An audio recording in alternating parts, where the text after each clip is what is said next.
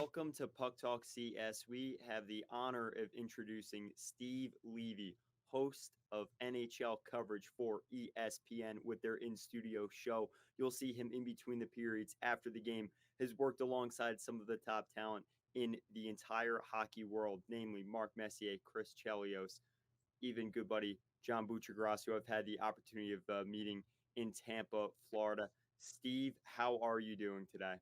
I'm good. It's a pleasure to be on with you. We got a little snow day for the kids. They're so soft. They're home from school, growing up on Long Island. I don't think I ever had a snow day. I can't remember one. It was a long time ago. But now a little sprinkle, they get a snow day here. So what are you going to do? Yeah, actually today I found we actually still had schoolwork for Steve and I. We were one of the first school districts to have virtual days, which, a number of years back wasn't even existent until Right. COVID. So, yeah, I think it's nice. I hope we're not taking too much time away from that, but we can No, all good. we can hop right in here. So, Steve-O, I think it's time to talk some puck here. Yes, Steve, it really is a pleasure to talk with you. Thank you for joining us here. And without further ado, let's talk some puck. All right, All right. Steve. Number one thing on my brain when I look at TV is right now with ESPN is that I did not have this easily accessible when I was a kid. Growing up, we didn't have ESPN covering hockey. And when I first saw your name, it was in the 2022 postseason. I was not aware, Grant, at the time, I was just not aware of some of the names that had covered hockey in the past and were signature voices. What is it like getting new fans and kids into the game of hockey now? Well, first of all, you're unbelievably young. That's amazing. There. And that's nice, man. Enjoy the ride. It's a fun ride. In this sport, in this business, it's awesome.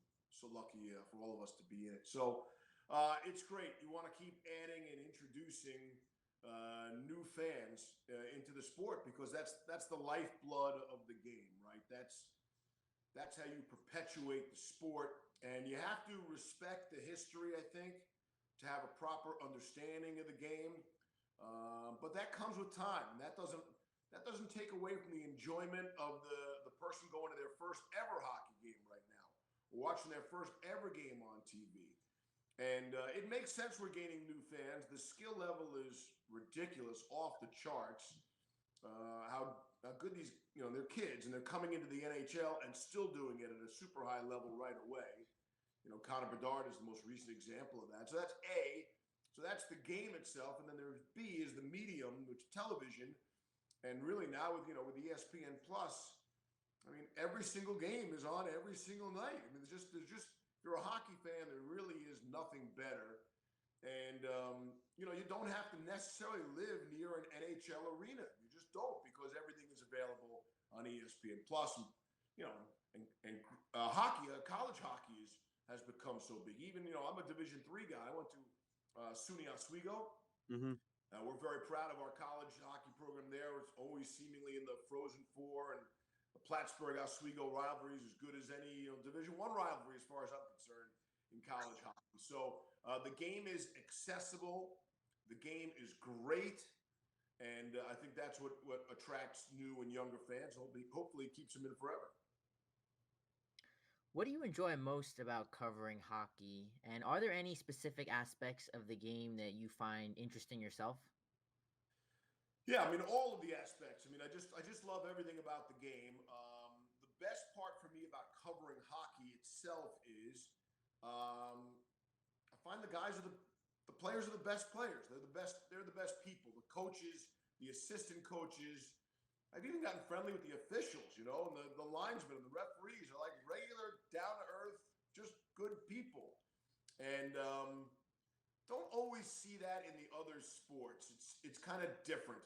And I think some of that is how, the hockey players were raised, although that's changed, Not everyone's Barry Melrose coming off the farm in Canada. I mean, that's that was a sort of a stereotype, and that's from the 70s and the 80s. Now, we see Austin Matthews, and born in Arizona, and we got a lot of California kids and Florida kids now. And so that stereotype is gone, but I think still how you are brought up in the sport, around the sport, lugging your own gear, going to the rink at 6 a.m., 2.5 hour car ride each way, those kinds of things that ingrains in your work ethic and your soul, the kind of quality people that you want to be around. And so I think that stays with the game, even though where the majority of the players have come from in the past has greatly changed now.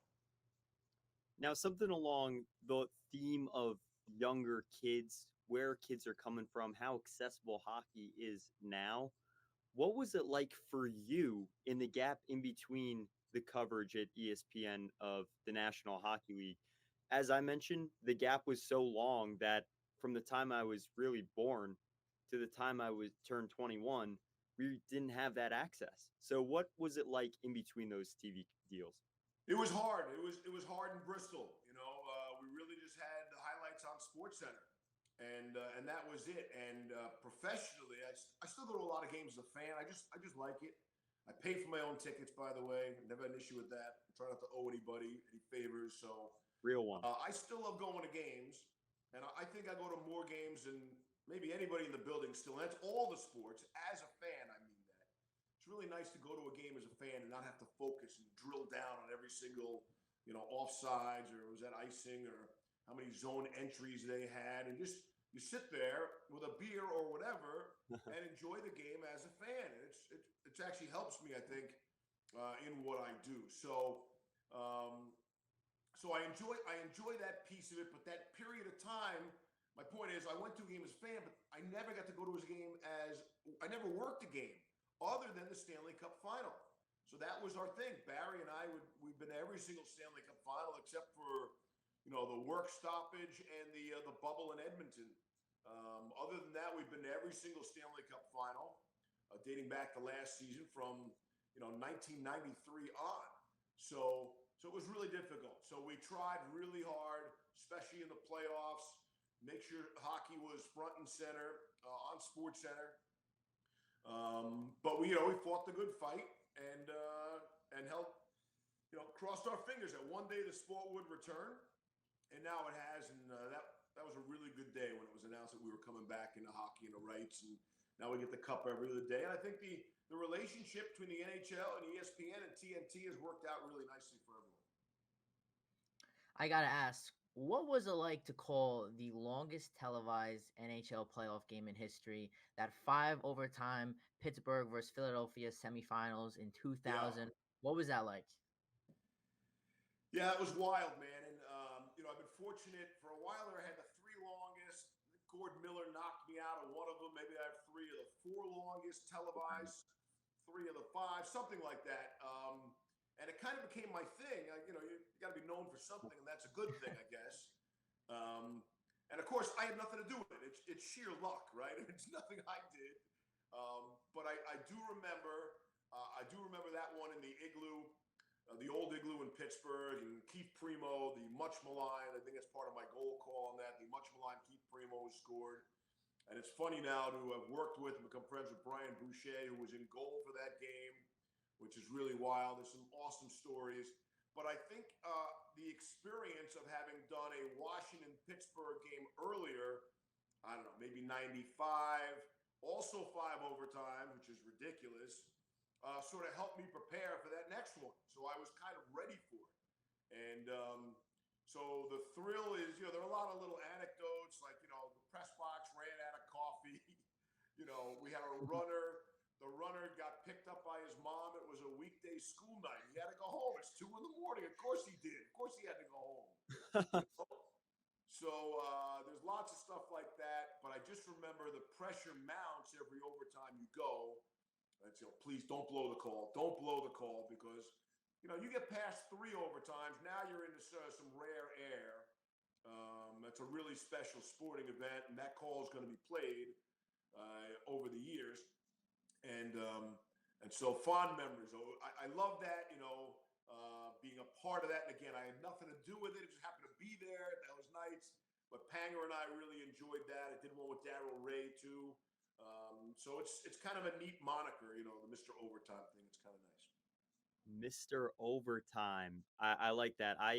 For Steve, the few games I've had the opportunity to call, I was able to call Quinnipiac at Lake Placid for their conference semifinal and their 2 games in Tampa in the national championship. So the experience, in my young experience, I fumbling the call was like you feel your heart rate go up. I was like, I Oh, don't yeah. even know, right? What's going to come out of my mouth next? So it is a really weird experience to think like that call, like that final, whatever I say next is like going to be attached to this in some way.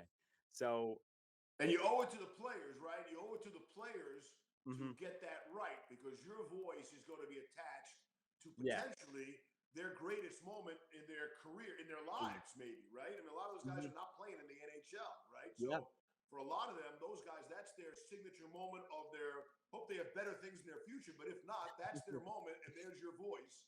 So you yeah. want to pronounce their name correctly. Yeah. You don't want to be the guy that squanders it. Now, I think kind of transitioning to the Rangers side of things, this is a conversation that's gone on, and your first play-by-play call ever at the NHL level was a Ranger game. You grew up, you said Long Island. It's in Yeah. your blood. Yeah. Who do you think will be the next Ranger player or current Ranger player that will have their sweater in the rafters? That's a really good question. Um, Chris Kreider jumps to mind, okay? And I didn't realize this until we were in the studio the other day for the Saturday afternoon ABC game against the Capitals, and we were preparing. We weren't sure if we would get Kreider or Fox in the pregame interview. And so we're preparing for both, and my producer, Mark Schumann, says in my ear, Kreider is third all-time in Ranger goals. I'm like, what? Mm-hmm. Like, how is that possible?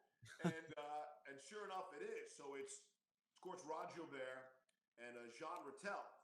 And, you'd have to be an older fan or really into the history books to appreciate, how great those two names are. But Chris Kreider is third. And that's really impressive to me. You rise up to those lists on any original 16, meaning they've been there 100 years. I mean, you're doing something right. So I think Kreider's name should be close. We got to see how Shesterkin plays out the rest of the way. Be nice to win a cup to get your number up there, but as we've seen, right? So we'll see how it goes. But Kreider's name, just being on the third on that all-time list, that jumps out to me. Now, you've had the opportunity to cover a wide range of sports. I'm curious, is there a particular sports moment or event that is most memorable to you?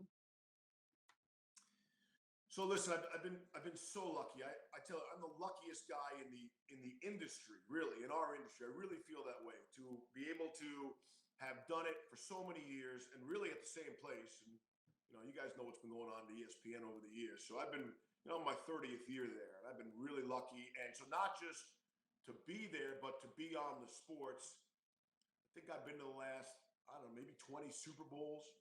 So every Stanley Cup final since '93. So I've been there. Um, I saw the LeBron block against Golden State for the Cavaliers to win the NBA Finals. I was in the building there. There was a period of time where SportsCenter was going on the road to all the big events, World Series, right? Even obviously the Super Bowl, NBA Finals, and even college basketball. And so I've seen big fights. Mayweather Pacquiao, we were there for ringside and got Mayweather after the fight, and he brought the check up to the set, the SportsCenter check, and not to the SportsCenter set, the actual check, his paycheck, which was like I don't know, it was $25 million, handwritten. And I said to Floyd, I'm like, have you guys heard of direct deposit? But he actually had the check in his hand after the fight. So to pick one moment is really tough. Being in the building for the Brady Patriots comeback against Atlanta. I think that was Houston, maybe. In Houston, I mean that was an all-time moment. I was in Madison Square Garden when the Rangers won the Cup in '94. That's always right there for me, having grown up a Ranger fan. The funny story about that is, so again, I was as big a Ranger fan as they come. Forget about I was living 15 minutes from the Coliseum. My 4 years in high school were the 4 Cup years for the Islanders, No. like in insane. And I'm the only Ranger fan in my high school. Behind But, enemy lines. say it again? Behind enemy lines. Yeah, no, it was tough. And they always had to go through the Rangers to get there. They always did, the first round, the second round, whatever. So I lived through that. But being at the Garden in '94 for Game 7, I never got to see the Rangers skate around with the cup because we were a rights holder. And if there was a 1-goal lead, which there was, you had to be in the winning locker room, set up on a podium, like 5 minutes, with 5 minutes left on the clock, maybe 10 minutes. So I missed all the frantic stuff. I had to watch on a monitor, a little black and white monitor, in the Ranger dressing room. But then got a little champagne, and at the end of the night, maybe 2 in the morning, finished work, I did get to take a sip out of the cup that night. And there's a picture someplace. I don't have it. I wish, if anybody out there who sees this knows where that picture is, send it to me. But that would be, if not the professional highlight of my career, that's right up there. But again, I could make a great top 10 list for you sometime. Now, something I think that's the most important thing, right? They always talk about relationships. With everything recently with Barry Melrose and how you and John Buccigross have supported him and been vocal online. What has that experience been like for you? And I think in terms of career stuff, it's more about, like I said, the relation. So how have you dealt with that situation? Yeah, it's been difficult. So I probably talk to Barry 2 or 3 times a week still. Mm-hmm. We texted yesterday. I saw him. I was down in Florida. I went to see him probably 2 weeks ago, maybe 10 days ago. We had a good time. We had some chuckles. And look, he's in retirement. That's what he's doing. So I think he's in good spirits most of the time. He's dealing with this Parkinson's. That's among there's no good disease, but among all of them, this is a really bad one. And Barry's a really sharp guy, and that was one of the secrets to his career on television, his quick wit. And so you just can't find the right word all the time. And I think he still loves the game. He still knows more about the game than anybody I know. And it just, for television purposes, it was probably the right time for him to retire. Takes all the pressure off. He can relax and play golf and smoke cigars and drink Bud Light, whatever he wants to do. So, but it's been tough. I said on the air the night we went public with that, I think it was opening night of the season this year. I said, in this industry, when you work with someone, you're a colleague, and if you're lucky enough, that colleague becomes a friend, and then if you're really lucky and you get real longevity, that friend becomes family. And Barry's one of my all-time guys. I know all his extended family, and he's close still with my parents to this day and all that. So we're super tight. I miss him every day. I think about him all the time walking over to the set. It was very weird to not have him at the Stanley Cup final last year. It would be very strange at the All-Star game this year to not see him there. I think hockey fans miss him. I think they miss the big laugh, the cool hair, the great suits, and all that stuff. But Barry's okay. I wanted to be very clear about that. We were doing these tributes to him on the air, and I had to sort of step back. And this is not an obituary. He's not dead. He's laughing his ass off, but he's dealing with something that's not great. So he's just in retirement, like a lot of retirement folks, and getting through the days. And we wish him all the best. But I love the guy. And I don't know what else I can say about him. Now, before we wrap up here, I got one more question for you. Sure. Do you, in terms of the NHL as of right now, as a whole, is there a team right now that you think will be tough to go up against for the rest of the year? Talking in terms of the whole league. Who do you like? So I was thinking about this. I'm looking at the Western Conference. That's where I'm looking. There could be 6 teams that could win the cup in the Western Conference. And I can't believe how stacked it is. And they're going to be playing each other down the stretch. And just, Colorado, Vegas, Dallas, Edmonton, Los Angeles, Vancouver, right? What is that? Is that 6 right there? I mean, I've got to be really close. And I probably left somebody out, I can't believe how good the West is. I feel like the West is so top heavy, right? Those 6 unbelievable teams, and the bottom teams are not that really good and going to need a few years. And then in the East, I think it's completely different, right? It's so balanced. It's so jumbled. I think teams, who are 4 deep right now out of the playoffs, a Tampa Bay or somebody, could make the playoffs.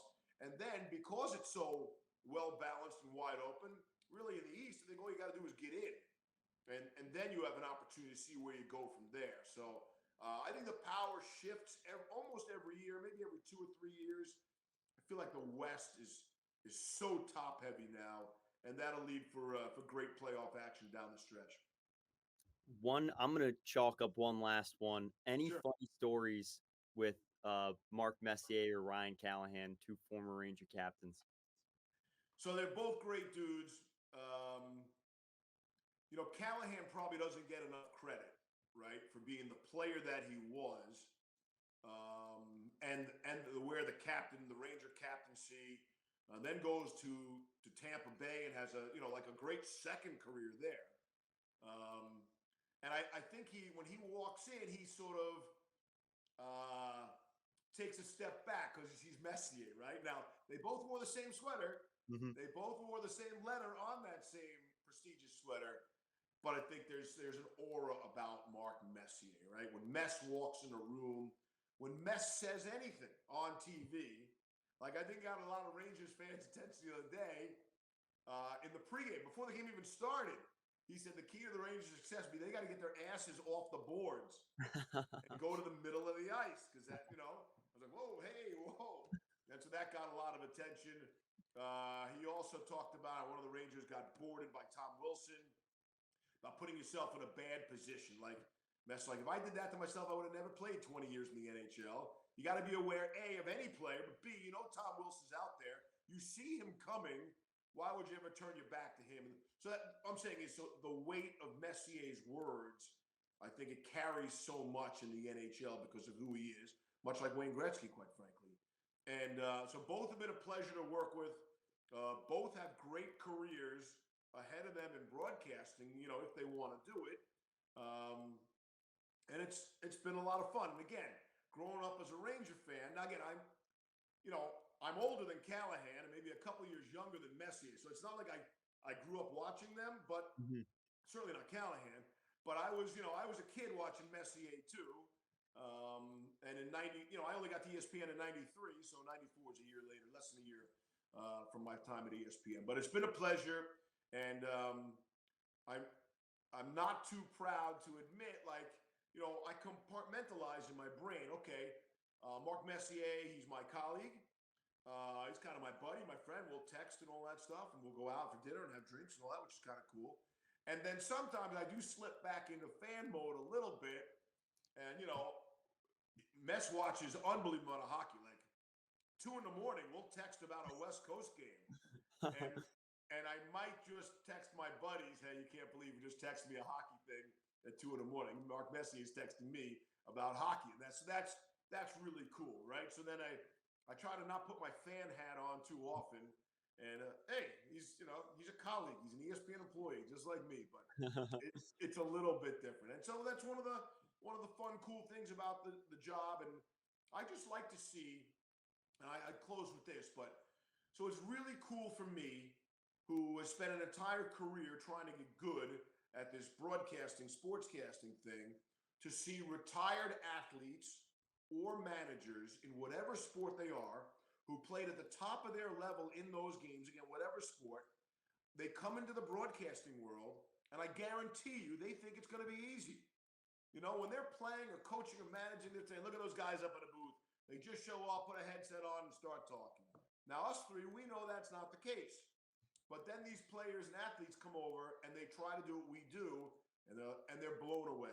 And they're nervous. Can you imagine that? Can you imagine them being nervous?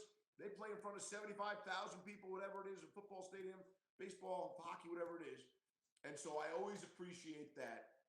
And it gives me great comfort in knowing, hey, you know what? Maybe we have some skill on our end too. Maybe there is a talent. Our work ethic shows too. And the best example, it wasn't last year, it was 2 years ago. Mess and Chelly and I did a broadcast in Vegas. I can't remember, it was the Bruins against the Golden Knights. We put the headsets on. Now, these guys have never broadcast a game, right? You can imagine how many games they watched. We know how many games they've played in. They've never broadcast a game. And at the end of the first period, they take the headset off and they both look at me like they were shot out of a cannon, like they had parachuted into a foreign country that they had never seen. And I was just laughing my ass off. Like they were like, whoa, like it was a real adjustment period. And I think they're still tweaking it. They get better every year, as everybody does in every job, in every line of work. So that makes me feel good about the business that the three of us have chosen, the sport that we're around. And look, I got really young kids. I just told you they had a snow day today. I got twin boys who are 11 years old. I started late in life, so I got to keep working for a few more years, and I'm hoping ESPN will keep me around. It's all about that the big bucks for whatever they choose to do in their future. And Steve, listen, I want you to be able to enjoy that time with them. It goes by quick. I remember, like I said, being Steve and I, we would walk home in the 8th grade, and that was still in between that time period, like I said, where we didn't see all we wanted was to see hockey go mainstream. So listen, enjoy that time with your kids today, and thank you so much for coming on. It truly is an honor to have you on here. My pleasure. Thanks for having me on, and we'll see you guys down the road. Second half of the season is going to be unbelievable. We got the outdoor games coming up, which will be great. The Rangers will be involved in that against the Islanders out at MetLife. It'll be awesome. Flyers and Devils. All-Star in Toronto is going to be really cool. They care about it so much up there. And then the second half of the playoffs will be great. Playoffs, Stanley Cup final this year you guys got, so can't wait to see everything you guys do, and hopefully we'll cross paths in the future. Thanks for coming on, Steve. All right, look forward to it. See you, Matt. See you, Steve. Take care, guys. Have a good one. All right, so breaking that down, Steve Levy joins us. First of all, an honor to have Steve on, and I think for Steve-O, second half of the season is going to be exciting. Rangers are currently in a skid, but it was awesome to hear the stories of Messier, Callie. Obviously, Ryan Callahan was a guy we grew up watching, and Mark Messier is like this figure in our lore, right? Like he was before our time, but listen to Club 30 last week. Henrik brings up the 9/11 helmet with Messier. Like his impact and his timing, the span he was in New York is so impactful. Just Steve Levy is a signature ESPN voice, a signature name. We didn't even touch upon his commercials. He covered the XFL. He does Monday Night Football. He's covered some of the big ACC college games, like the upsets in the 2016 to 19 span. He is decorated, and I think obviously, he's a humble guy. I just was shooting it with us about the New York Rangers and some hockey stuff, man. Yeah, he's obviously a legend. And I thought that was great. I mean, he gave some really good answers there. And I thought it was really interesting when we asked him which team he liked, and he, no hesitation, went out to that West, and we know the Metro is stacked, and, we're used to dealing with the East. But I mean, to shed some light over there on the West, I mean, it is pretty stacked over there. So I thought that was really interesting to hear. Yeah, the game of hockey is so awesome. Like he said, I think something that I had the experience recently was I actually went down with my brother to see Hobie Baker rink. It's 100 years old. It was the coolest experience. And something I think that is great is you're from that side of things still, where you're going to games. And even for me, for covering games, it's great to see and be able to take things in sometimes not in that like mode. For him growing up 4 years watching the Islanders in high school, that would have been the worst thing in the world for us. And I think obviously, like I said, just getting, he mentioned how there's so much accessibility now, and it's really crazy because I've had the opportunity now to talk to Sam Rose and Joe Micheletti. Those are my guys because for the longest time, Buchagras, Melrose, Steve Levy, they had to find other things to do because they weren't it wasn't on the mainstream. And to see that and what ESPN's been able to do is truly amazing. Them and TNT, right, the split contract, and they'll have, like he said, outdoor game, all-star game, Stanley Cup final, and hopefully the New York Rangers end up there. But Steve, let's break down real quick they're in a little bit of a slump. What are the top three things for you that are, or number one thing that really stands out for how things are going with the Rangers in this new year so far? Yeah, well, first of all, things have not been going our way, and that is clear. Obviously, good to get back on the board here. That last win against Washington. Finally, we beat this team.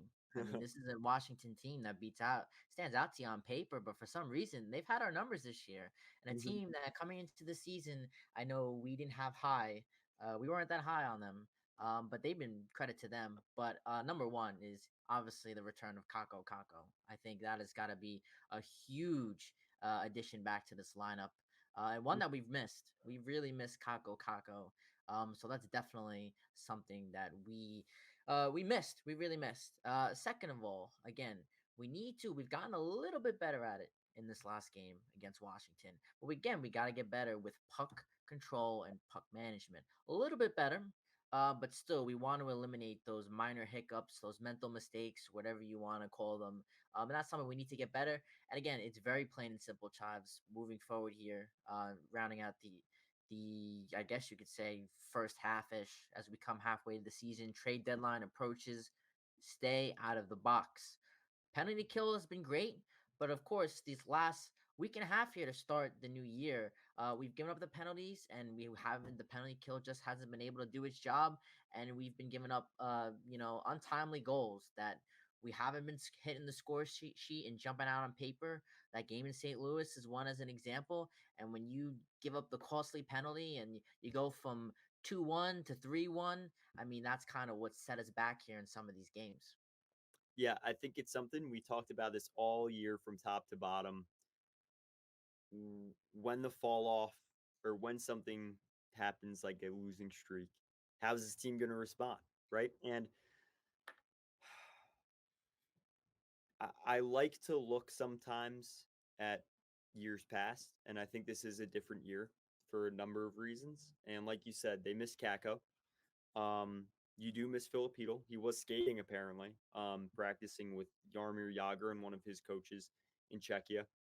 But Kako being back in the lineup makes a big difference. He's extremely defensive and defensively responsible. And although he's not the 50 goal scorer that some may have anticipated for when he entered the league, to have him playing on that top line might remedy that, right? I do think there's a lot of questions right now, and the team can only respond to adversity by fighting their way through. And Jacob Truba said that they've had to deal with it before. Last year, Truba answered the bell every single time. November to December 2022, the Rangers went like 5, 6, and 3 over that span, and he was throwing checks and fighting people every night. The helmet toss, right? Listen, no losing streak is never convenient, right, Steve-O? But I do think the where fans, one, they'll jump on anything, but two, where I think you have to look at the positive. I think, or at least have a little bit of hope, is that this team was so dominant the first quarter, and the second quarter was where things kind of fell off. But um, listen, you'd rather deal with adversity now, and granted, timing's never good, but then at the time, it seemed like the Rangers were coasting a little bit, even with Tarasenko and Kane last year post deadline. Whereas the year before, and you see with any team in the postseason, right, like the Nationals, if there's a 20 game season or an 100 game season, if you're hot before the playoffs, you'll go into the playoffs and be able to fight through things. And the Rangers have had that to deal with that before. Igor's had to deal with that before. Um, so yeah, I think Kako helps uh, bring some balance to the lineup, and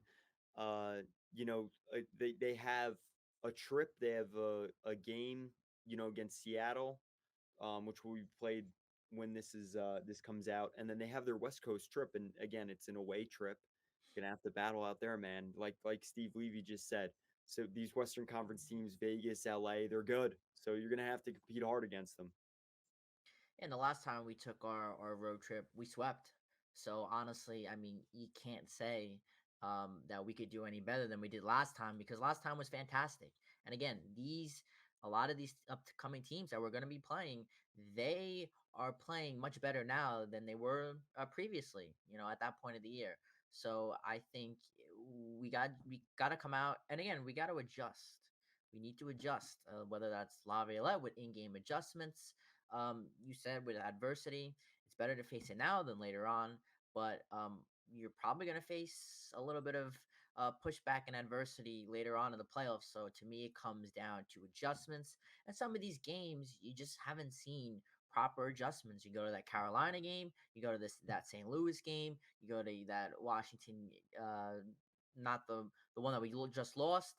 Those games we struggle to get some adjustments going in all those games. So moving forward, that's something I want to see where we had that dog in us in the beginning of the year. We were down 3-1, 3-2. Bam, we came back. It's tied. Bam, we win. Even that game in Nashville that we took away, that wasn't pretty, but we still were able to battle adversity and come back and win that game. And that's kind of something I want to see, is that fight. It's been a little lacking here, Chives. But I don't want to see. I'm done with these 4-1, 5-1 no show sweeps. I think we gotta lay those to rest.